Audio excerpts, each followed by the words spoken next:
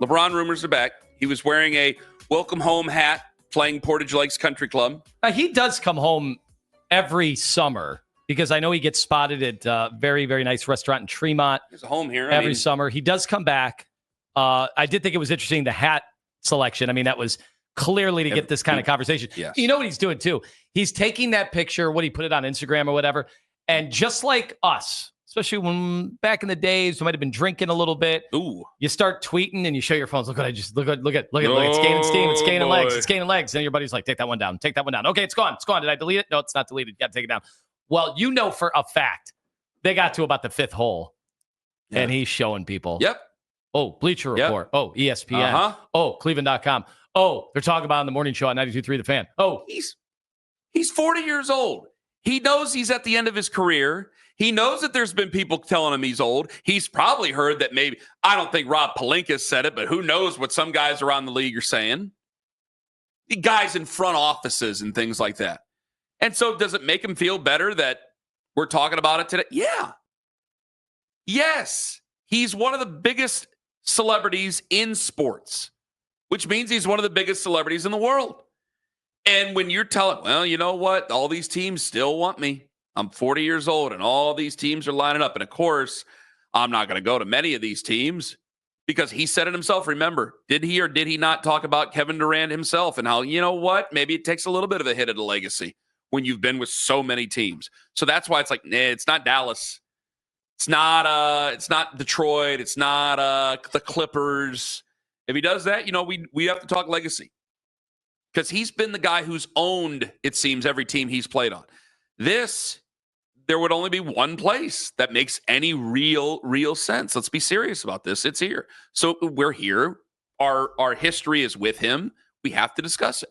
And my issue or my question is, give me a good reason why you don't want it. Give me a real good, solid reason. Convince me, much better. Convince me that this team, as currently made up, tell me why you know that they're going to get to the NBA Finals. I can't guarantee a championship you bring back LeBron. I will guarantee an appearance in the NBA Finals. The West is tough. West is tough. If they're healthy, I don't see any other team in the East that would beat that team, especially with Evan continuing to get better. Donovan Mitchell, LeBron, and people don't understand the effect that like LeBron James can have on Evan Mobley. Somebody earlier called and said LeBron's going to get in the way of Evan Mobley. I'm like, wait a second. If we want to talk about getting in the way of Evan Mobley, I mean, wasn't that Darius last year in the playoffs taking more shots on an injured toe than Evan Mobley? Who's really blocking Evan Mobley and his development? Probably the fact that you have two guards that like to get a bunch of shots up. If you watch, LeBron is still getting some shots up, more out of necessity with the Lakers last year than anything else. But he was not holding the ball like old LeBron and dictating the entire offense. That's not really the case. I'll hear anybody out. 216-474-0092. If you don't want LeBron, give me the good reason why why we do not need LeBron. Give me the reason. Because it's been 3 years now that they've embarrassed themselves in the postseason and in turn embarrassed you because it's not like they're being outclassed. They're being outfought. And for a fan base, that's a terrible embarrassment. They had a great regular season, all this ho-hum stuff. That's great. But you guys know damn well, when a team gets outfought, you get embarrassed. It's the same reason why people are not even upset about it. And I'm going to give away what I was about to sell at 9:43. I didn't wake up to a single cuss-out tweet about the Guardians today. You know why? Because you don't care about them right now. You know why? Because they told you back when Jose got hit and nobody did anything about it last week. And they've lost every single game since. When a team doesn't fight, when a team backs down, it's the worst thing for a fan. Because there's guys I'm talking to right now, they are crazy enough that, you and I say, like, none of you guys would actually fought Steph Curry. Steph Curry's still 6'4". He still can leg press a Buick. He is a much bigger person than you think he is. He's just playing in a land of giants. No, there's guys I'm talking to who absolutely would get in a bar fight. They'd have to probably have about a fifth of a Fireball first, but they would absolutely fight Steph Curry. If it meant to defend their city, they would absolutely fight so-and-so if it felt like they meant to defend their city. So it's an embarrassing thing when players won't push people around to get something that you want so badly. Because if you had anything you could do about it, you can't play basketball as well as them. You can't play baseball as well as them. You've been in a fight. You've been in a fight. You've had your ass knocked out for far less. So that's an embarrassing thing. So if I'm not going to be able to convince myself and trust those guys that they can do it, well, I might as well go somewhere else. Well, not to mention, might as well get somebody else. We had everybody from Kenny Atkinson to Kobe Altman to Donovan Mitchell to Max Strus all questioning the team's forget the physical. They're questioning the team's mental fortitude. Yes. Right? Well, look, we haven't done that with LeBron since the JJ Barea, the Mavaliers. Like, we haven't done that since then. Yes. That guy has been through every war. He's not going to be fazed by like the Indiana Pacers from last year. This is not happening. The guys on this team are being challenged by their own people. You are challenging them, but you know it. Go look yourself in the mirror and tell me that you believe that these guys can answer the bell how they are, because I hope that they can. I am encouraging everybody. Talk as much trash as you can about this current group, because it seemed that Donovan Mitchell gave you the green light to do it, gave us the green light to do it in the media. So if Donovan Mitchell wants you to do it, he's sending a message to his team. He's calling them soft. You know what changes that? LeBron. LeBron would change that. Not that LeBron's some giant, colossal hard ass, but he's the best player of the generation, and he still has at least one more good year left in him. And if I only have a 2-year window out of this, which is what I firmly believe I do, and I've said it so many times, and you've never fought me on that, so I have to believe it's the truth that a lot of basketball people would see. What's the harm in that? I go for the gusto, and things don't work, I bust it out. All right, well, I got a separate apron I can work with now, so maybe it's not as long as a build as what I think it's going to be. 216-474-0092. Mike and Stowe, you're first up on the Fan. Hello, Mike. I'm not. Good morning, guys. How you doing? Hi. Welcome back, Anthony. Thank you. So, guys, wait a minute. It's Thursday. He was off all last week. He didn't want to listen the first few days. Fine. I haven't been on. I've been listening, but I haven't been on the last few days. I always listen. Listen. Thank you. So, I'm going to play the other side just because I know you need somebody too. I'm reluctant to. I would love another day off like we had back in 2016. Don't get me wrong. That was awesome.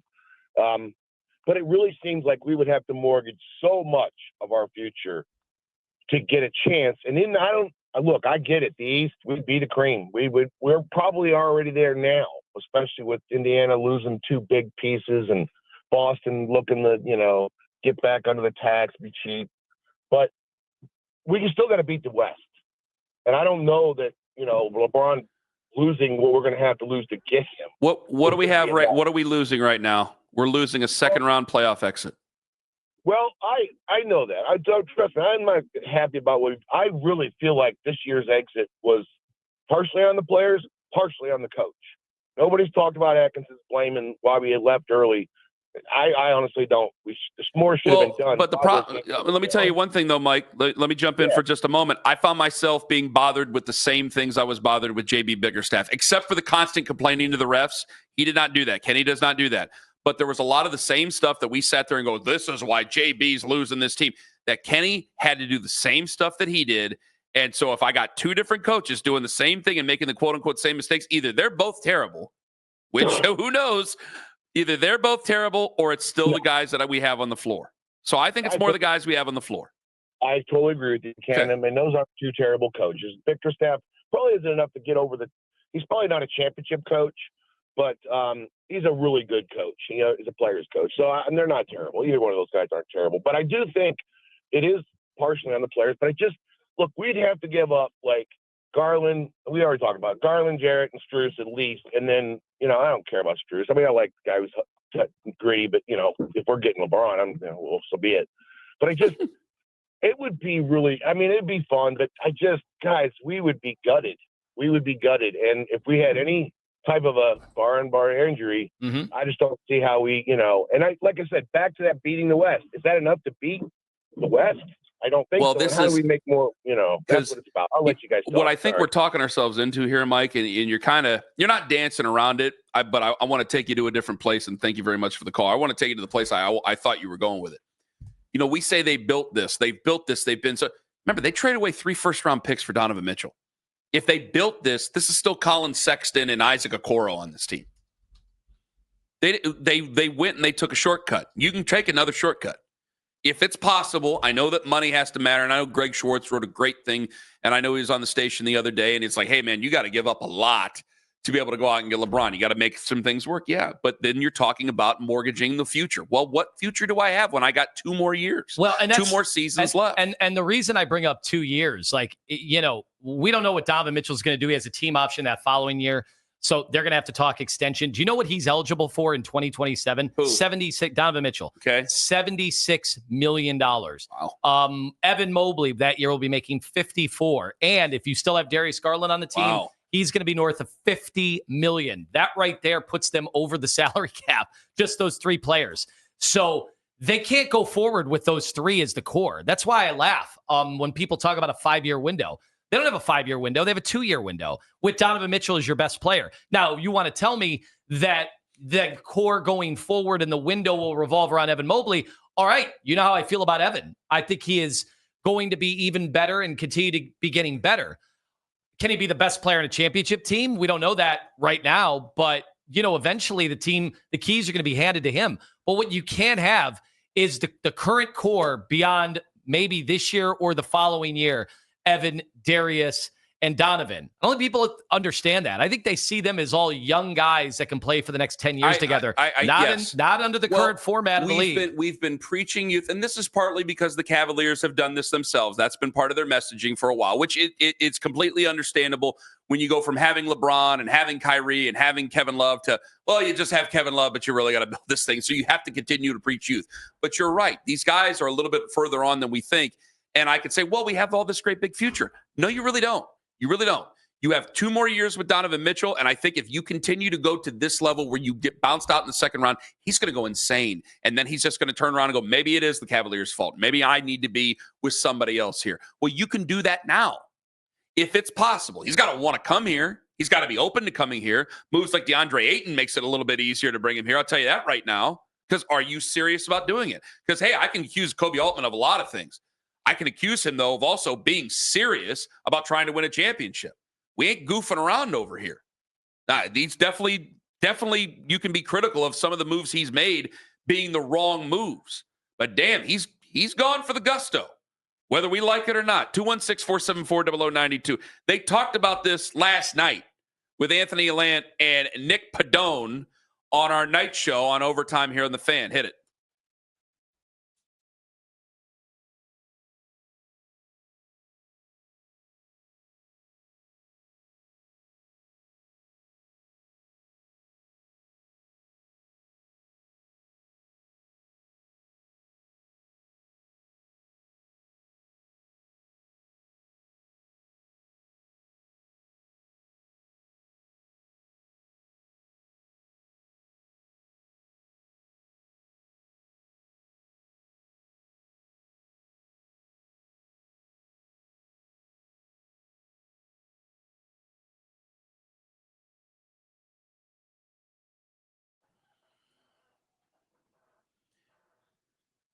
Padone's a nice young man, and I will admit, I think he's got a bright future. I've been annoyed like crazy by him over the last couple of years about this LeBron thing.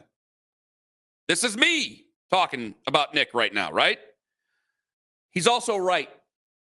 He is correct. I'm not blowing up everything. With this current team, I have hope.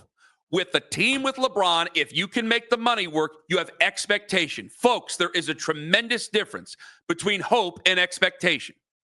You will expect to go to the finals. I think right now, the best you can do is hope. Right now, well, what are the Orlando Magic doing? Oh, my God, what are the Hawks doing? Could the Hawks get in our way? If you have LeBron again, you don't care about any of that. You guys went out there and you did it. You guys made this huge move to bring this guy in. Go out and do it. That's called expectation, holding them to a higher standard instead of hoping. It is another shortcut, and it will be short. It's a year or maybe a second.